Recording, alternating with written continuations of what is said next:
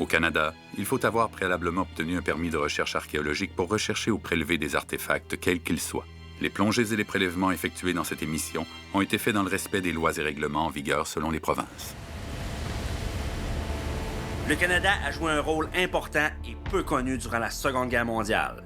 Son programme d'entraînement du Commonwealth britannique a préparé environ 150 000 aviateurs à la réalité des combats aériens.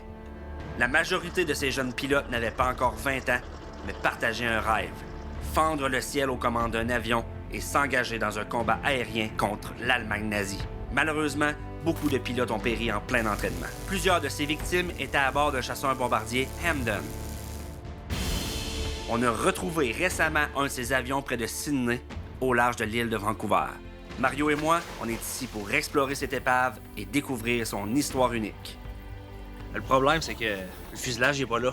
Ouais, c'est ça qu'on va essayer de trouver.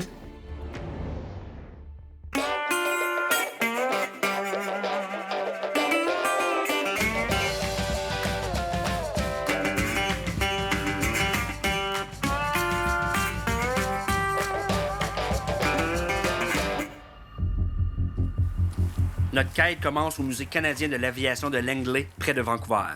On est ici pour voir un bombardier Hampden qui a été magnifiquement restauré. Mario a la chance de le voir de près avant de plonger et se familiariser avec le même type d'avion que l'épave. Ça va l'aider à mieux identifier les vestiges sous l'eau. Ce que j'ai compris, c'est qu'il restait plusieurs heures là-dedans, ces autres-là. C'est étroit, faut pas être claustrophobe, ça c'est sûr. C'est quand même émouvant, ça. C'est du monde qui ont laissé leur vie pour nous autres pareil. Ils sont pas morts en devoir, mais ils s'entraînaient pour aller en Europe.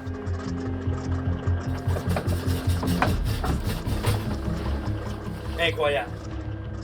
Ceux qui étaient basés ici, là, à Patricia Bay, on parle de plus de 100 appareils du même type. 25% se sont écrasés. C'est beaucoup, là. On parle de plus de 40 victimes, je pense. Dont 4 qui étaient à bord de l'appareil qui nous intéresse, là. Selon les recherches qui ont été faites jusqu'à maintenant, l'épave qui nous intéresse serait le Hampden P-5433 qui a disparu pendant un vol d'exercice en mars 1943. J'essaie de trouver dans les photos peut-être des indices qui pourraient nous aider. Tu sais, parce que, veux pas, ils ont utilisé des pièces originales, mais Ouais. il y a eu beaucoup de pièces remplacées. Là. 54-25, 32... Bon, 54-33. OK. C'est lui. C'est notre appareil. Il est parti de la 32e unité. Ouais. Écrasement, 14 mars 43. C'est bien lui. 4 Ouais. victimes. Ah oui, il a craché en mer de Scanish Inlet, Vancouver Island. Plusieurs qui se sont écrasés sur terre, évidemment. Et d'autres dans l'eau, là. Ouais, il y a beaucoup dans l'eau. Les bombardiers bimoteurs Hampden ont servi au début de la Deuxième Guerre mondiale, mais ils ont vite été remplacés parce que le Hampden était connu pour être un avion sujet à de fréquentes pannes de moteur. On va rejoindre notre équipe de plongée à Sydney, dont Jacques Marc, un historien et archéologue sous-marin qui a exécuté les premières plongées exploratoires sur l'épave du Hampden. You guys will be the second group on the plane. Okay. So Oh, yes. we've kept the location pretty quiet, Yep. only because we wanted to do our work and then Yes. put a plaque down. Yes. So when sport divers start diving it, they have the storyline.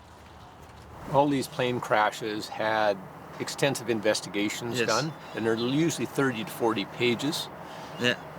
Unfortunately, Hampden P-5433, after hours and hours of going microfilm, I found it, and it's one page, a cover page. Ouais. So typically, the investigation report will tell you what the weather was, how many hours the crew had flying.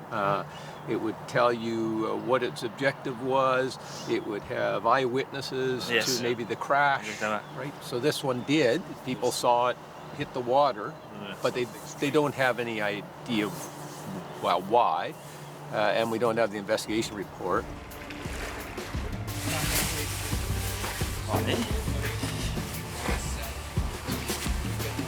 On dirait qu'on est des VIP. On est seulement la deuxième équipe à explorer ces vestiges-là.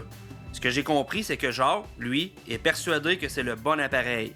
Mais d'autres avions se sont écrasés dans ce secteur-là, il faut pas l'oublier. Il faut aussi se demander pourquoi il n'y a pas de fuselage. C'est bizarre. Il y a un corps qui a été retrouvé sur les cartes. Est-ce qu'ils ont voulu repêcher les corps? Ben, c'est possible. Ils pouvaient passer des câbles sous le fuselage et remonter l'avion à la surface. Ou peut-être qu'ils ont dragué plus loin pour récupérer les corps. C'est des questions que je me pose.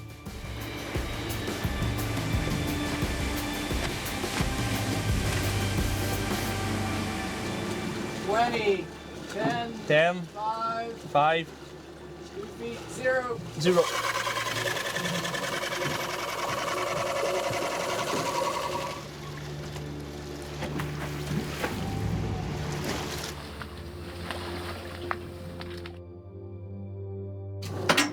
Bon, on est dessus, Mario? Ouais, hein? Ben, hâte de voir ça, moi, là.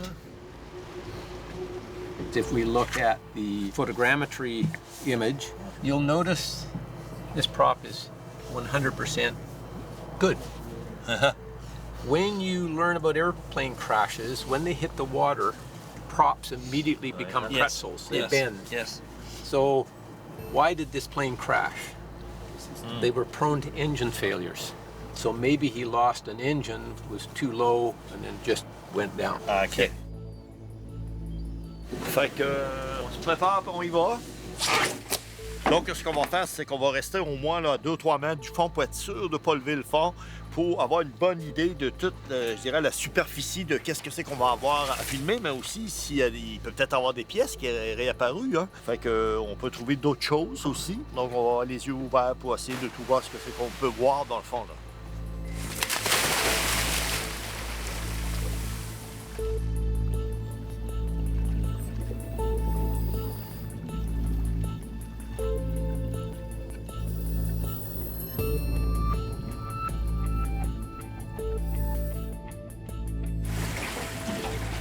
Mais là, je pense que c'est un peu grâce à toi qu'on est ici. C'est toi qui as trouvé l'épave. Dans quel contexte tu l'as trouvé?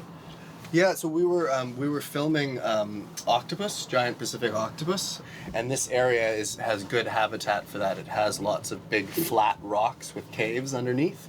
So we were searching around this reef, and as we came around the corner of the reef, we started to see what looked like an engine. And at first, we thought it was just a boat engine because there was so much growth on it.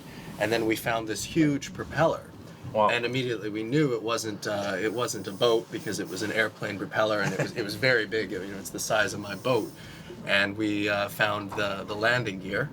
And then after that, we talked to Jacques and asked him if he knew about the wreck, and he didn't. So he was really excited. And then we started to research it with him. C'est un fond qui est plat avec des récifs. C'est assez profond aussi comme secteur. C'est pas ça qui attire les plongeurs. Là. Ils ont vraiment fait une découverte fortuite. Ben, incroyable. L'épave d'un avion qui avait disparu depuis 1943. C'est quand même une méchante belle découverte.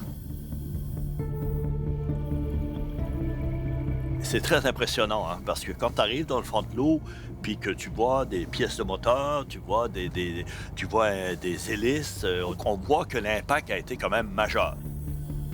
Aussi, il y a plein de petites pièces. Ah, j'ai trouvé un cadran. Donc, le cadran, il se trouve à l'intérieur du fuselage. Puis là, il est comme ça dans le fond marin. Ça veut dire que ça s'est désintégré ou ça a vraiment eu un impact. On ne sait pas encore. On n'a pas trouvé le fuselage. C'était ça qu'on voulait voir un petit peu en faisant le tour des pièces.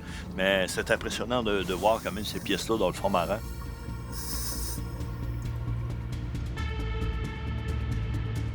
Au retour à Secret des profondeurs. We're just trying to find the target that we saw with the scanner on the boat here. Mario, il y a le coup au fond, tu vois que c'est pas naturel du tout, là. C'est difficile de dire c'est quoi, mais ça va la peine d'aller voir. Ouais, c'est ça, on va aller voir ça.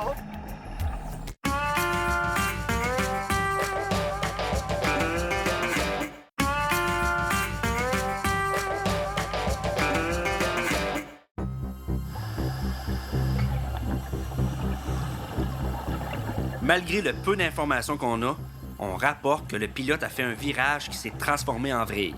L'avion n'a pas pu se redresser et a plongé dans la mer avant d'exploser. Ces modèles-là avaient un défaut de conception. À basse vitesse, ils glissaient facilement sur le côté. Dans le cas du P-54-33, ce défaut de fabrication et la possible défaillance d'un des moteurs a coûté la vie à 4 jeunes aviateurs. Moi, je regarde ici autour, là, puis là, j'essaie de voir comment ils ont fait pour sortir un fuselage, parce que c'est ça qu'on pense, là. Bon, OK, il y a une rive pas très loin. Est-ce qu'ils ont voulu s'approcher de la rive? Peut-être. Fait qu'avec le sondeur, moi, ce que je ferais, c'est Je me dirigeais vers la rive pour voir s'il n'y aurait pas des traces au fond. S'ils ont tracté, ils ont peut-être échappé des morceaux. Fait qu'on va rejoindre Paul, qui lui possède un sondeur. Fait qu'on va aller le chercher. On va installer ça. Puis on va commencer à cartographier. Parce que ce qu'on veut, c'est retrouver le fuselage. Retrouver le fuselage, ça veut-tu dire qu'on va retrouver les corps?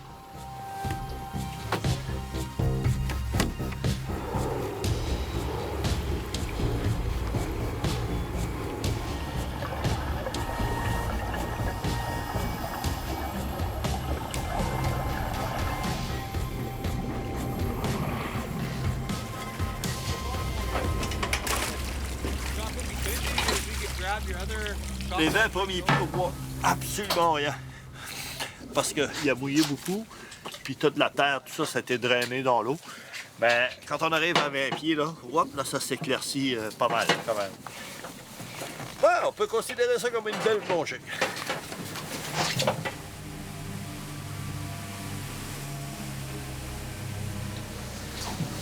Et, on va installer le sonore. C'est un petit peu plus long que prévu, mais il est prêt. Ouais, ah, OK. Wow! Nous, on a fait une première plongée. Ouais. Ouais, fait qu'on a vu les hélices, on a vu le train d'atterrissage, l'autre partie des hélices, les deux moteurs. Ouais, mais là, le problème, c'est ça, c'est que le fuselage n'est pas là. Ouais. Fait qu'il nous manque ça. Ouais, c'est ça qu'on va essayer de trouver. Mais on va commencer par cartographier vers la rive. OK. Puis Jacques aussi voulait qu'on se dirige le vers tour. le nord, là. Ouais, OK. Faire le tour du site. Le fuselage est peut-être pas loin. Ben oui. Au moment des premières plongées exploratoires, Jacques et son équipe ont passé du temps surtout autour des moteurs. Et en ouvrant le périmètre de recherche, il est encore possible de faire des découvertes. Bla, bla, bla, bla. Fait que s'il y a une anomalie, on va avoir. Autour de l'épave, c'est rocheux, par contre. Ça joue en notre défaveur, mais en même temps, cette technologie-là a l'air tellement performante qu'on va être capable de déceler tout de suite si c'est une roche ou une anomalie. It's interesting. There's a bit of a different scattering from this area versus over here. So the bottom changes a little bit. Well, I don't have a good waypoint, so get that waypoint for right now. Is that it? Yeah, I think so. So yeah, I got a lat long, 48.67116. Bon, ben, j'ai bien hâte de voir s'ils ont trouvé quelque chose. On vous invite à voir. On a sondé quand même pendant une bonne heure. Ouais. On est allé au nord. On a vu quelques anomalies, mais c'est difficile de discerner si c'est vraiment une pièce d'avion, une roche. Mais il y a au moins une anomalie là, oui. qui nous intéresse. So we found this little target that was a little bit off the reef. Right. We weren't sure what it was. Est-ce que ça pourrait être votre plongée de demain, ça? Ben oui, certain. Good.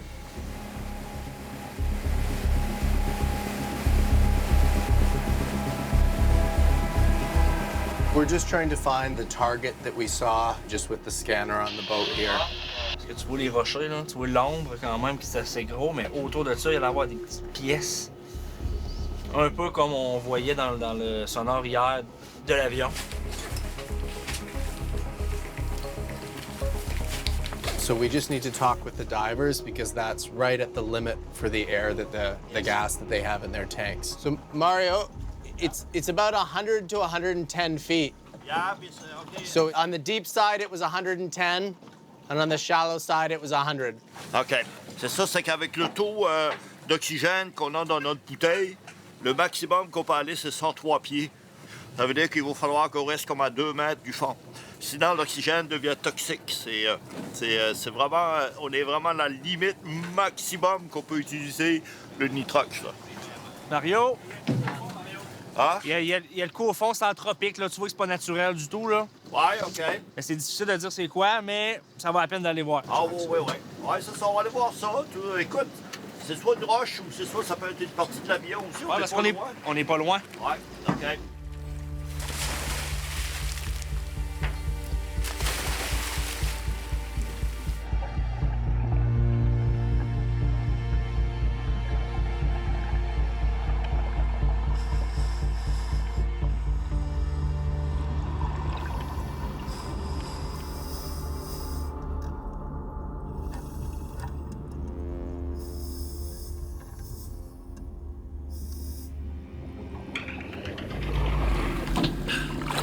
you find? A rock. A rock. Very nice rock. With a moose on top. Mais c'est vraiment une belle roche qui monte, puis qui tombe. Fait que, fausse alerte.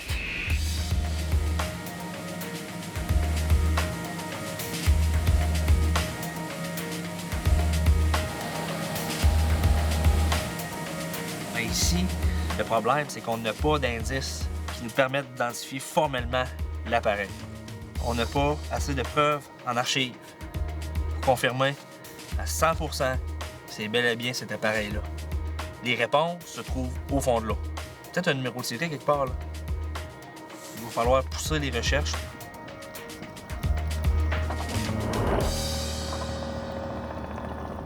Au retour à Secret des profondeurs. Là,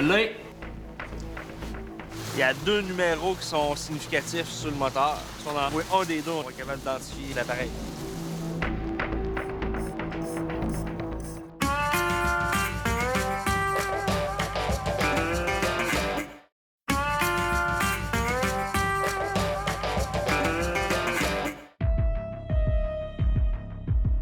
Au musée de l'aviation de la Colombie-Britannique de North Saanich, on peut voir un moteur de Hamden.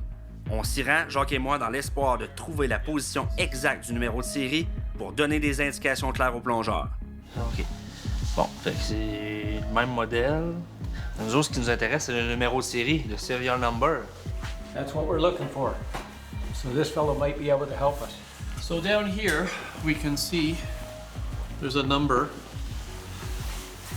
OK, le numéro est à l'envers. So one of the things we want to look at is if the serial number mimics this one. OK. Là, ce que j'essaie de faire, c'est de chercher le rapport de l'accident impliquant cet appareil-là. En comparant les différents numéros qu'on a, là, avec les informations qu'on a dans le rapport, on va être capable de savoir où chercher exactement au fond de l'eau. Barrier. That's what we want. What, Oh yeah! letter 105? Yeah! J'ai réussi à trouver le rapport d'accident associé au moteur qui est conservé ici.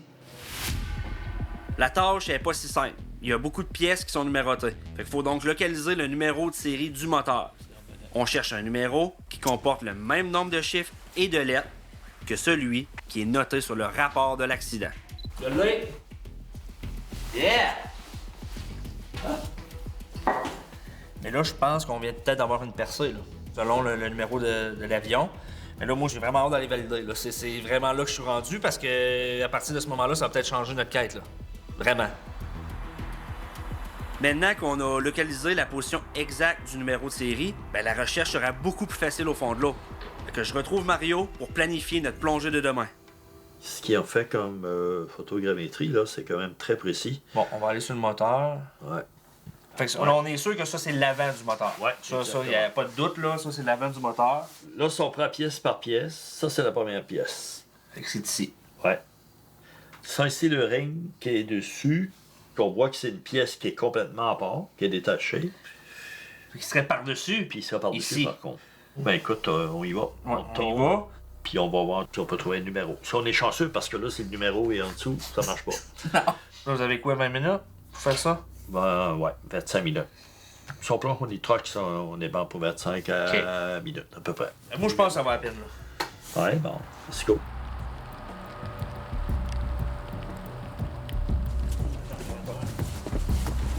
Good morning, Rock. Bon matin. Good night. Yeah.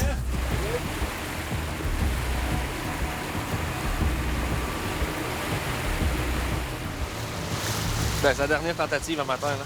Il y a 2 numéros qui sont significatifs sur le moteur. Si on envoie un des deux, on est correct. Ce qu'on veut, nous autres, c'est confirmer que c'est bel et bien le P5433. Parce qu'il y a d'autres appareils du même type qui sont écrasés dans l'eau ici. Peut-être pas lui, en bout de ligne. Faut pas oublier qu'après la Deuxième Guerre mondiale, on a détruit beaucoup d'appareils. C'est pour ça qu'il y a plein de questions encore, là. Fait que la réponse, elle se trouve au fond de l'eau. Si on peut avoir le numéro, on va être capable d'identifier l'appareil. En Ouais. passant ça, là, on va accès à ça. Ouais. Oh! Ah, ben là. Tabarouette! OK. Wow! Yeah, she's Okay. pretty corroded. Ça veut dire que les numéros seraient là, là. Ben, il y avait peut-être plus en dessous, là. Would have been right in there. Mais c'est dans ce secteur-là. Tu sais, au moins, il y a des chances parce que c'est encore en place. Tandis que l'autre, il est magané. C'est magané, ouais. Pour le moteur, on oublie ça. Là.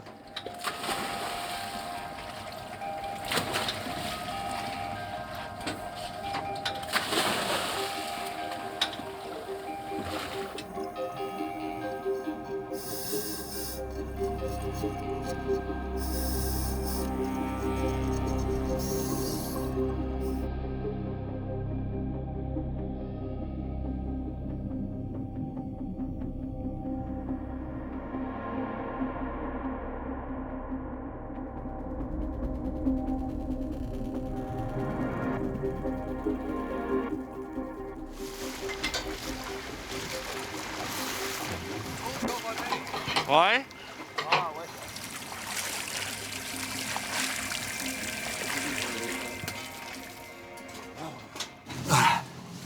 Ah, c'est ça, c'est comme tellement pogné ensemble, mais même quand il décolle un morceau, ben, ça décolle comme un morceau du moteur aussi. Tout est vraiment comme soudé ensemble. Ça fait trop longtemps, d'après moi. Là. Ça fait 80 ans. Mais tu sais, on aura essayé. Oh, ouais. On savait où étaient les numéros. Ouais. On les a pas trouvés. Non.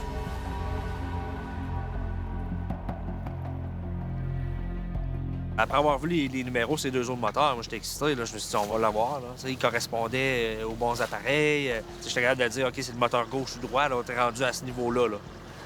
Fait quand on venait ici, j'avais espoir qu'on puisse identifier formellement l'appareil. Ça reste que l'hypothèse à Jacques est plausible. C'est la meilleure en ce moment. Mais moi, je suis fier parce qu'on est allé jusqu'au bout. À défaut d'avoir trouvé une nouvelle pièce, ben là, les plongeurs vont aller déposer des coquelicots sur le site déjà connu. So the little poppy story is really kind of a nice gesture to remember the people that were killed in the crash, right? So there's 4 young guys. The idea was to just place a poppy for each of them, recognizing, quite a few young people died. 180 fellows were killed in World War II in training accidents here. So we know that 43 of them were lost in Hamptons.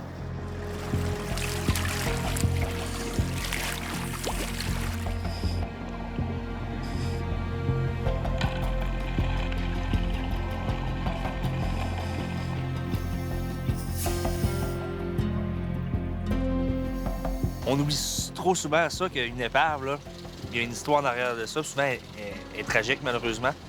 Puis c'est le cas ici. Là. T'sais, on entend des avions. Il y a beaucoup de circulation. À l'époque, c'est la même chose. Il y avait une unité d'entraînement. Le ciel était rempli d'avions. Des jeunes aviateurs qui s'entraînaient. Puis il y en a 4 qui ont perdu la vie. Juste ici, en 1943. J'ai une pensée pour eux autres.